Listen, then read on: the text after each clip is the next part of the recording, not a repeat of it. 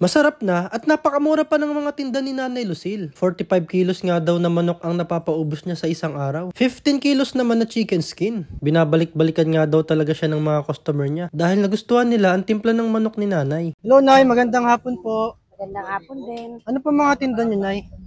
Meron tayong chicken nuggets, chicken skin, fried chicken na tag 35, 3 for 100. Pang-affordable na tag 20, saka pork Shanghai na tag 10. Nay, saan po located to? Sa Gordon Avenue sa tapat ng Jeffos. Try ko po tong isang piraso po na itong lumpia. Ito, same lang po to, di ba? Try ko po dito. Chicken nuggets, chicken skin. Tsaka tig isa po na... Pwede yan ang pwede yung mix.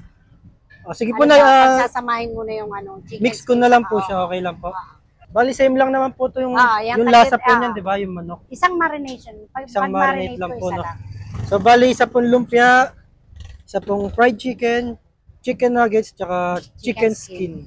Na isa fried chicken nyo po, nakakailang piraso po kayo sa isang araw? Sa isang araw, nasa 45 kilos. 45 kilos po? Grabe, ang dami nyo nabebenta na yun, no? Mga ilang piraso po yun? Hindi ko na sa piraso kasi depende sa size ng chicken. Chicken skin saka chicken nuggets, 15 kilos. 15 kilo. Ang dami nyo po nabebenta na yun, no? 3 years na ako nagtitinda. Kaya lang dito sa Jeffos, pa 2 weeks pa lang ako. Dati ako nakatinda, nakapwesto dun sa may gulayan, sa may pwesto ng anak ko. Dito po sa may... Doon sa una ng konti, yung gulayan. Grabe, ang dami nabebenta ni Nanay. 45 kilos na fried chicken at 15 kilos na chicken nuggets at chicken skin. Kilos. Okay guys, eto na yung binili natin kay Nanay. Ang chicken nuggets, chicken skin. Bumili rin akong isang pirasong lumpia. At saka fried chicken. Yan. Tikman na natin. Nay, ano sauce nito, Nay? Suka na din. Okay na. Ito yung fried chicken ni Nanay. Oh. Tikman na natin, guys. Ang laki, no? Nay, magkano po pala to? 35? 35 pesos tong fried chicken nila. Ayan, ang init po. Init nga. Ang sarap ng breadings ni Nanay. Panalo to. Nay, ang sarap ng breadings mo, Nay, ah. Panalo, Nay. Hindi, walang breading siya kundi yung pag-marinate. Yung marinade. Oo, harina na lang ang pero naka-marinate siya umaga pala. Ang sarap, Nay. Ayos. Alam kong hindi ako mapapaya sa fried chicken. Parang tatalunin mo na yung Jollibee niyan. Nakatimpla rin yung suka ni Nanay. Ayan, oh.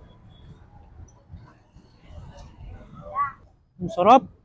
Mas sumasarap siya pag may suka. Ito naman yung titikman natin, oh, yung lumpiang Shanghai ni Nanay. Pork nga pala ito, ah. Sarap din ng lumpia ni Nanay. Hindi tinipid sa gulay. Lasang-lasa yung mga gulay niya. Try naman natin may suka. Grabe guys, ang sarap din nito. Ito naman yung sunod natin, chicken skin.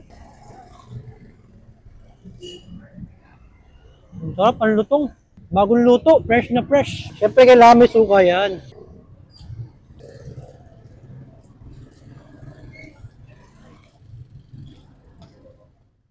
Ang sarap, ang lutong. Lahat ng dadaan dito na mapapabili talaga. Kasi ang bango eh.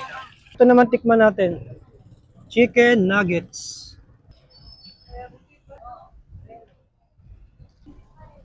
So yun guys, kung mapadaan kayo dito sa Gordon Avenue, may kita nyo lang si Nanay dito.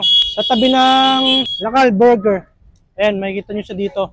Ang dami nang bumibili. Good afternoon po. Yung mga suki ko po doon sa gulayan, sa tapat ng pilahan ng tricycle. Baka hindi nyo po alam, dito na po ako lumipat sa tapat ng Jeffos sa Gordon Avenue. Dito na po ako lumipat. Permanente na po ako dito. Nandito ako 2 p.m. hanggang 9:30 p.m. Araw-araw po.